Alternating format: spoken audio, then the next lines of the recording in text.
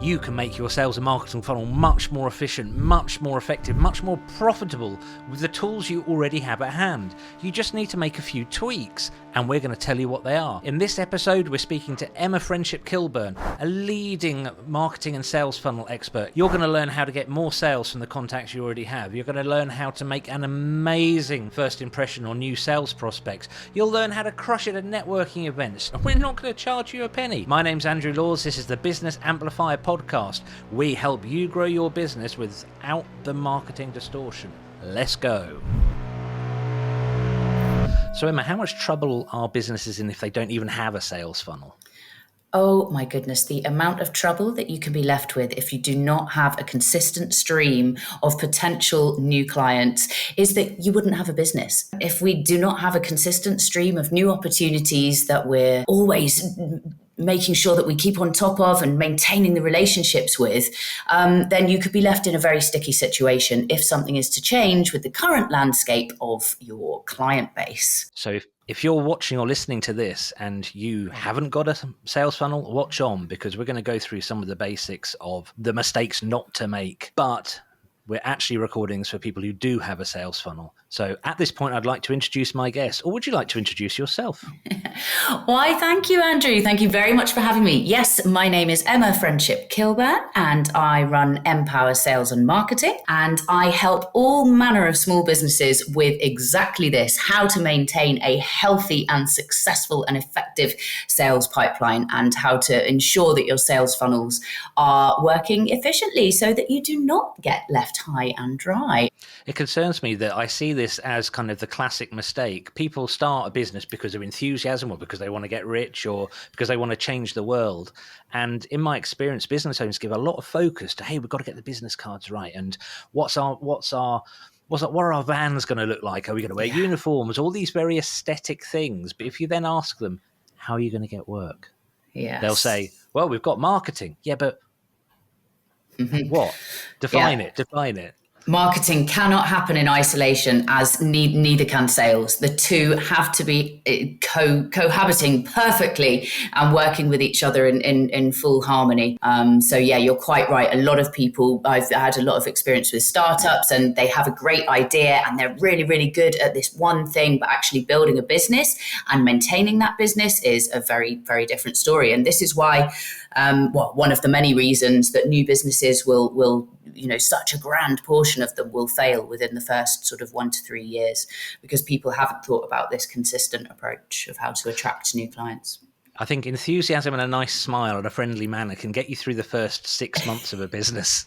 But after that, you might either become tired and not have that enthusiasm, or you have to bring in other people. So we've got 3 mistakes that you very kindly identified for the Business Amplifier podcast. Let's start with classic mistake number 1. Number 1 would be having poor data in the first place. And that really boils down to having a really strong understanding of what your ideal target client looks like.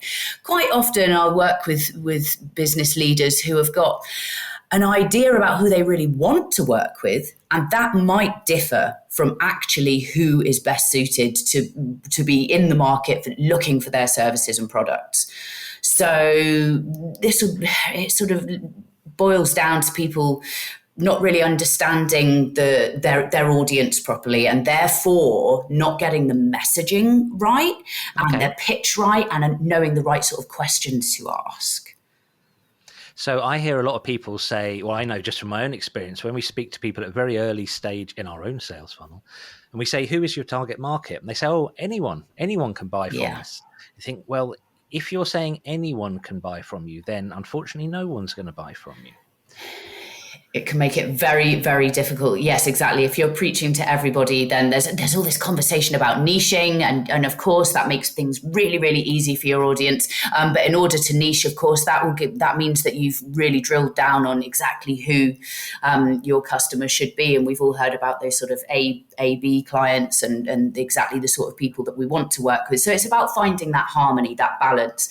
And you can only really get there by testing and experimenting and analyzing. I mean, this just forms part and parcel of the data topic, really, that you need to be consistently doing your analysis and refining and tweaking your messaging. So if somebody's watching this and they're thinking, well, I've got a sales funnel and I sell to everybody, I don't need an ideal client. Well, listen, these things have several names: ideal client avatar, ideal target client. There's lots of things, but you're suddenly thinking, okay, I might have made a mistake here. I don't know who I'm selling to. What steps can you take to try and define this sort of profile? So really, it's I guess it all drills down to those real conversations with the audience. So that's your current clients, your previous clients, having those opportunities for full feedback, and to really understand throughout the course of any engagement you have with your customers. If maybe you have a transactional product or service, maybe you have an ongoing retainer sort of situation, but you have so many opportunities to actually have those in-depth conversations with your customer, to make sure that you're to really understand about how you're solving their problems and sort of working to meet their pain points and lightening their load effectively and giving them better results, optimizing what they're doing. So it's about keeping up the communication, I would say, as well as using systems, which sort of leads into one of our other topics. But having a CRM or having some kind of record keeping situation where you can draw reports and stats and analysis, that can sometimes take away the manual sort of the element that where you're just assuming. You've led me on to another interesting topic here, and that's, you mentioned CRM, which is customer relationship management software. Yes. And it's not used by a lot of businesses, but I'm still surprised to kind of bump into people at networking meetings and say, oh, which CRM are you using? And they say, we don't need that. Are they right? Do you need a CRM? This is a really leading question. Yeah. Well, as a huge advocate for these things, I would say there are very few people who would not benefit from having one. Oh my goodness. Why would you not want to have your decisions really well informed? And also we all have very busy lives. A lot of our activity is digital these days. For something to actually sort of corroborate and amalgamate all of this activity, it takes away from you having to utilize simply your memory, because let's face it, we're all speaking to so many different people in so many different sectors, and being able to draw down on the statistics and get sort of a different perspective on things, that is what a CRM will enable. Not to mention the fact that you can do so much in terms of automation now. It's allowing us to do more of the things we enjoy, or the things that that are more profitable in our businesses. You've hit the nail on the head.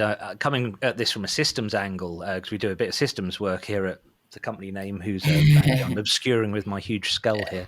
We do some systems work, and it's quite a classic thing that somebody with enthusiasm and passion who wants to change the world will do it on a spreadsheet at first, but the problems come when you then want to scale, because you say, well, we need to bring somebody else in. They need to understand these systems, but that might not happen, because if it's a spreadsheet, it's my own weird little thing. In fact, I had this experience of my own, and I brought in somebody to do sales, and she said, what CRM do you use? I said, HubSpot. And she said, brilliant. Literally day one, hour one, minute one, she was in there. She knew what was going on. I didn't have to take half a day out of my working life to go, here's my weird spreadsheet, and if it's blue, that means the customer's near the coast. And if it's orange, it means they like tea, not coffee. All these odd little, funny little things that the business owners like to record. As a systems person, I'm going to say it's generally better to do what's there.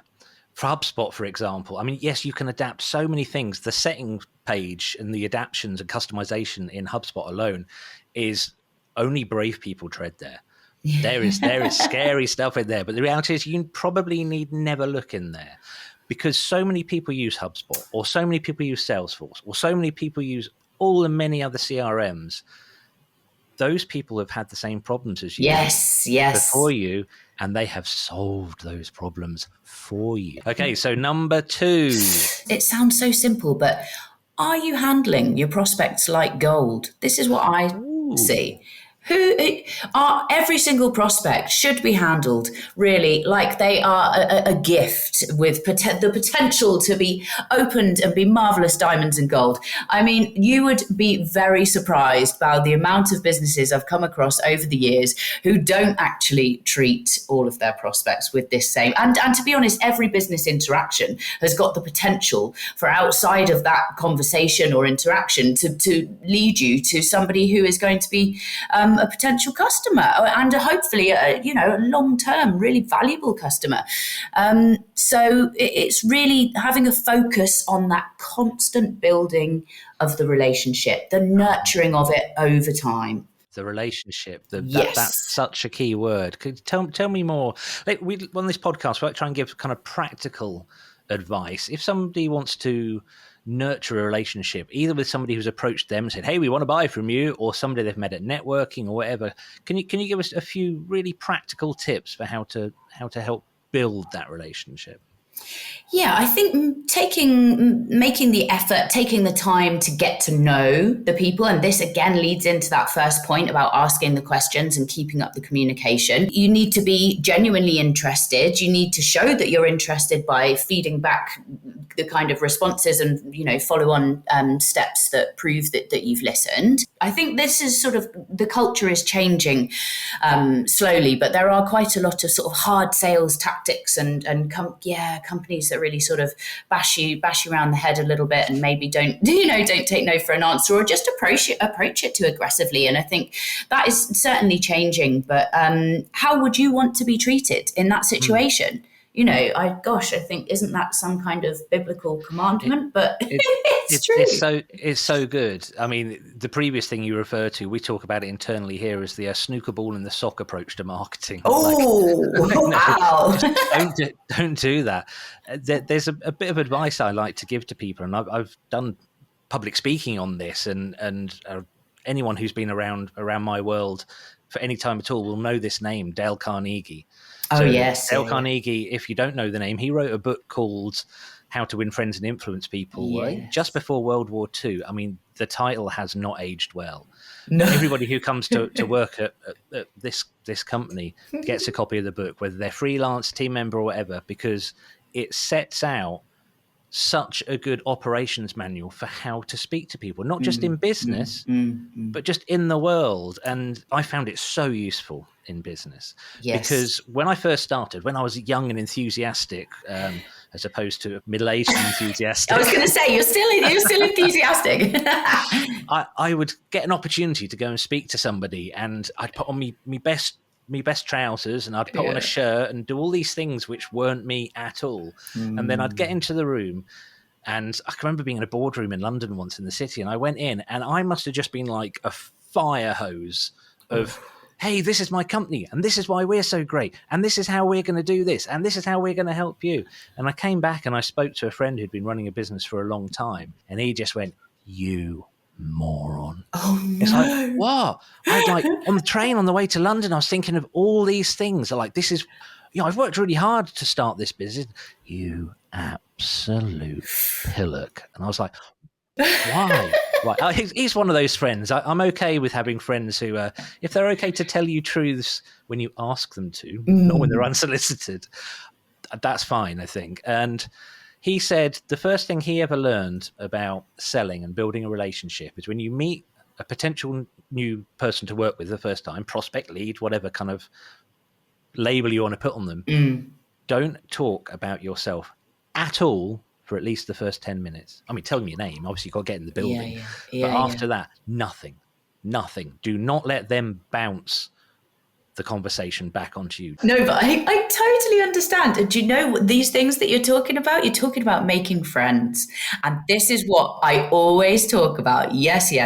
Every interaction with someone, whether that's through business or outside of it, is an opportunity to make friends. Networking is absolutely key in maintaining your sales funnel. And that will lead you to actually the opportunities to get to know people. It all works in exactly the same way. I always think of networking as being like a party. You're there to understand what the other people are there for, happening in their lives, what's important to them. And it's the same with the sales conversation. You're understanding what is important to them and, their environment to then obviously that further informs how you might be able to lead into a pitch at a later stage when it's appropriate. But you're right. It's timing, making friends. Yeah. I want to dwell on networking just for a minute here, because I would leave a networking meeting, even if I was really buoyed up, even if I was really enthusiastic and I had like a wad of business cards, I'd go away and then the next morning I'd think, I've got to do something with this.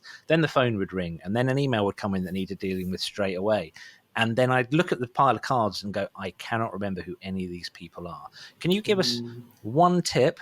And I'm putting you on the spot here without telling you I was going to do this. One tip.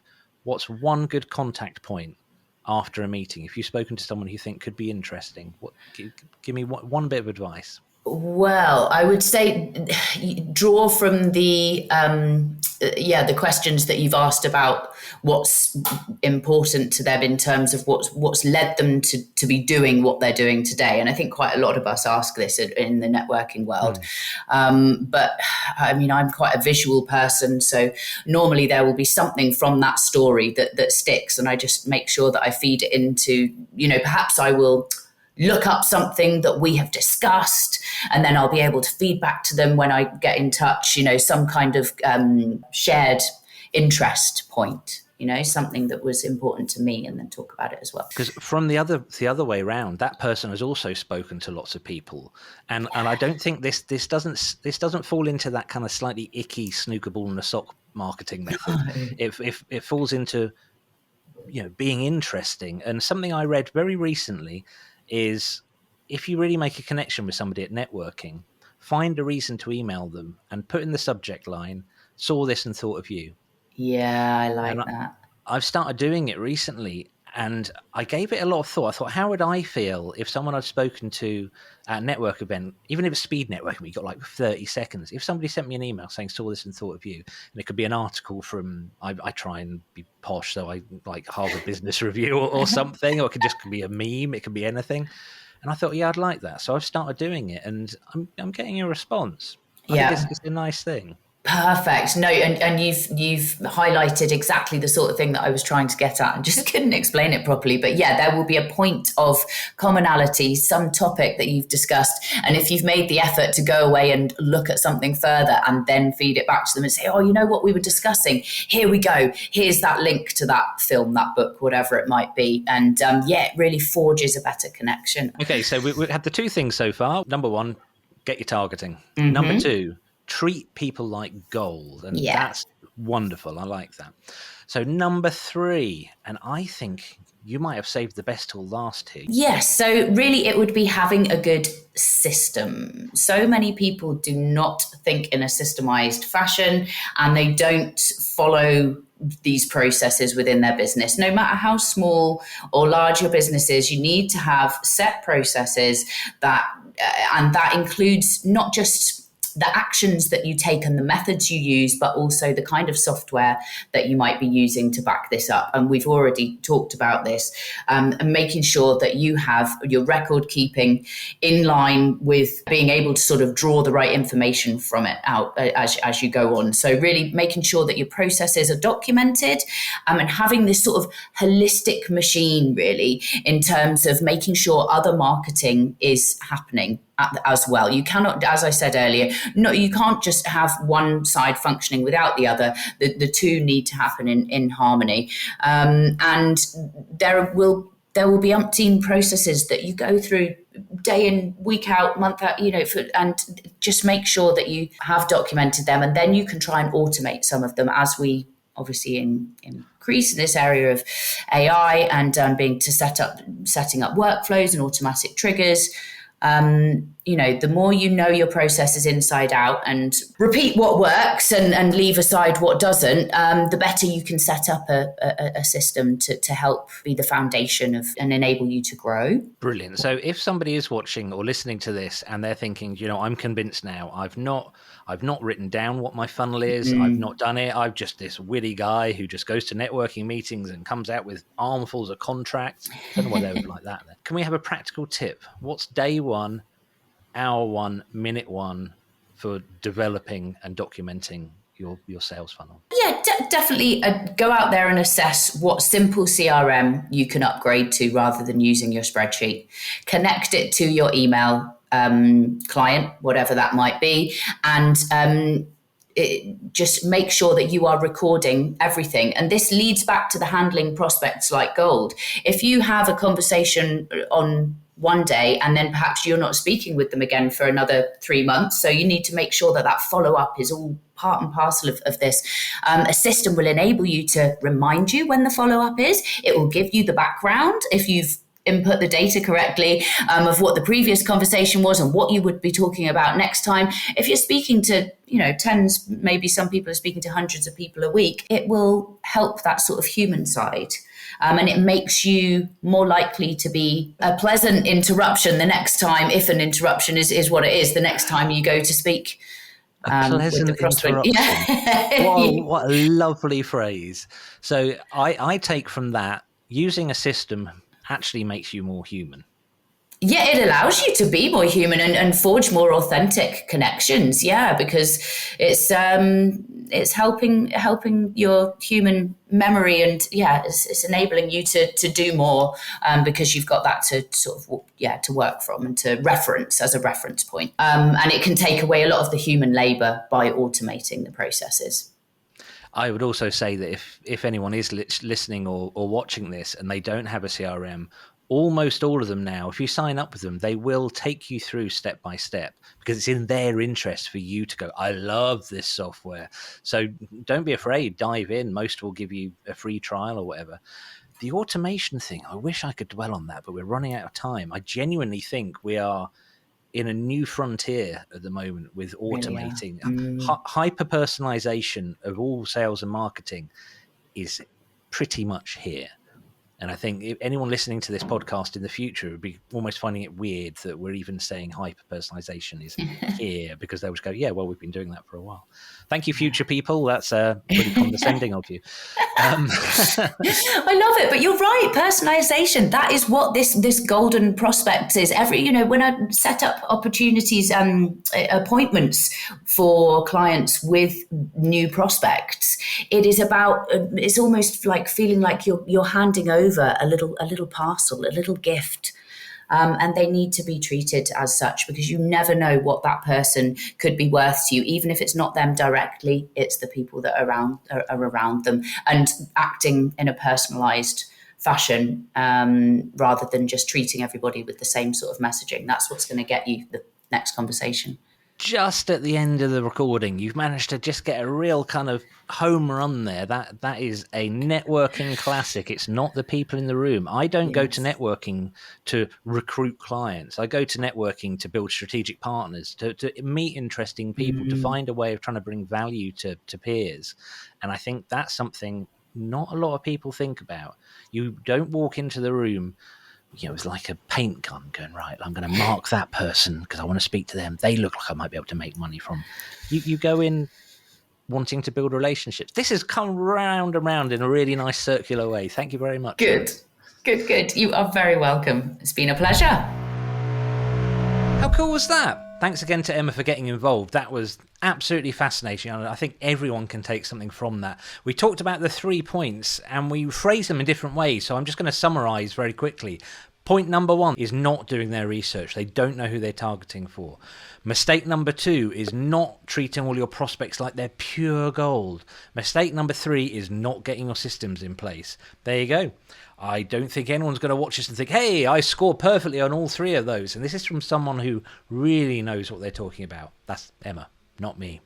So thanks again for watching or listening. Please subscribe. Go to yeseo.io/subscribe to join the mailing list. There's a lot of cool stuff happening there. And apart from that, it just remains to me to say thanks for your ears or thanks for your eyes. Please tell your friends and tell your mum.